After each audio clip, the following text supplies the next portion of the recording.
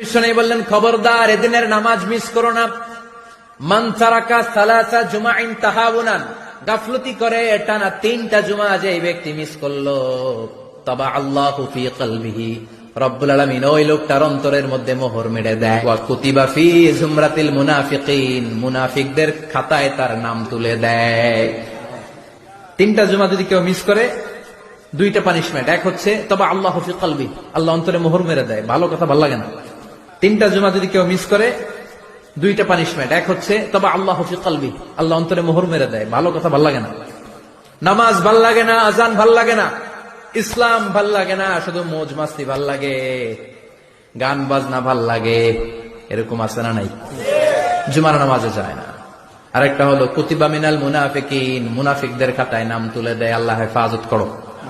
আরো জোরে পড়েন আমিন। আমিন। জুমার দিন আগে আগে মসজিদে আসবেন, ইনশাআল্লাহ। সবাই রাজি?